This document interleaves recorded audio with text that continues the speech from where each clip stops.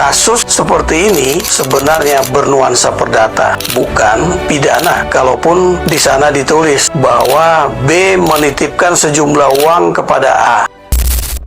Ya, kita ketemu kembali untuk membahas kasus-kasus terkini.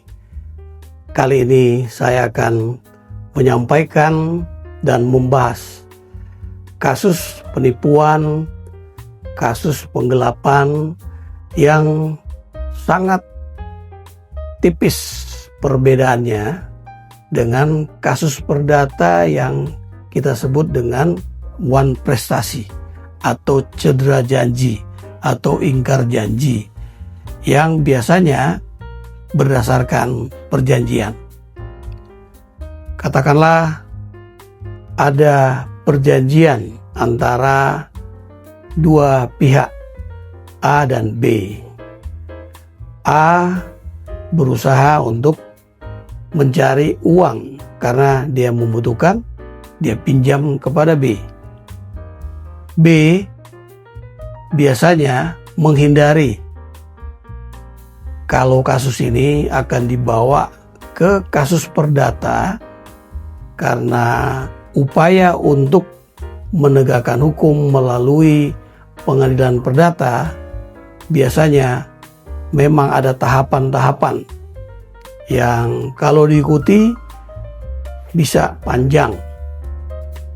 Nah, cara yang dilakukan oleh B kemudian bersepakat dengan A bahwa penyerahan uang sesuai dengan jumlah yang dibutuhkan oleh A itu diberikan dan ditulis di dalam sebuah kwitansi.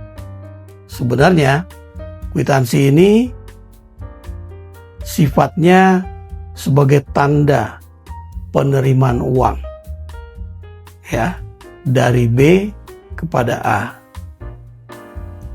Dan di dalam kwitansi itu tertera jumlah uang yang diserahkan oleh B kepada A dan juga kapan uang itu diberikan, kemudian uang itu untuk apa. Nah, kadangkala ada tambahan tulisan bahwa uang itu dititipkan kepada A, dari B menitipkan uang yang disepakati bersama ya kepada A. Apa tujuan penulisan titipan uang itu? Maksudnya ketika A tidak bisa mengembalikan uangnya kepada B, maka B bisa menganggap bahwa A bukan cedera janji, bukan wan prestasi ya terhadap B, tapi bisa melakukan penipuan atau juga bisa melakukan penggelapan. Sebagai mantan penyidik, saya melihat bahwa pembuatan kwitansi sebagai tanda terima sejumlah uang dari B kepada A ini merupakan sebuah kesepakatan yang secara lisan itu disepakati oleh kedua belah pihak dan tidak ditulis semuanya sebagaimana kalau dibuat surat perjanjian pinjam meminjam, sebagaimana kalau kita meminjam uang di bank ada syarat-syarat yang sifatnya keperdataan.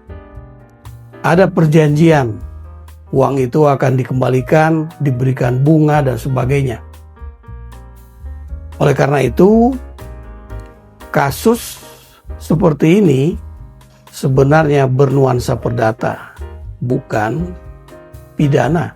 Kalaupun di sana ditulis bahwa B menitipkan sejumlah uang kepada A, sehingga ketika tidak mengembalikan sesuai waktunya, itu bisa dianggap sebagai kasus penipuan katakanlah, atau kasus penggelapan. Penyidik yang menangani kasus ini harus lebih jeli melihat bahwa tidak mungkin tidak ada kesepakatan antara A dan B bagaimana cara pemberian pinjaman tersebut terlaksana dan bagaimana tanggung jawab dari A kepada B ketika uang itu harus dikembalikan.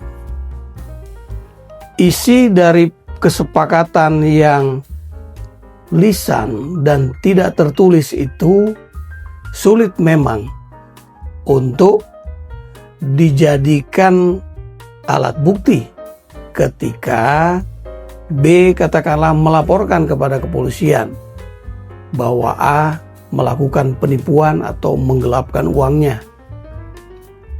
Nah, ini perlu kejelian baik dari kedua yang melakukan perjanjian maupun aparat penegak hukum yang menangani kasus ini, terutama kepolisian, karena kasus penipuan dan penggelapan masuk dalam KUHP yang menjadi kasus pidana umum yang ditangani oleh kepolisian. Tapi juga kawan-kawan aparat penegak hukum lainnya, termasuk advokat, pengacara, bisa mempelajari lebih dalam kasus ini yang bernuansa perdata, bukan bernuansa pidana. Demikian pembahasan kita kali ini. Kita ketemu dalam pembahasan kasus-kasus berikutnya.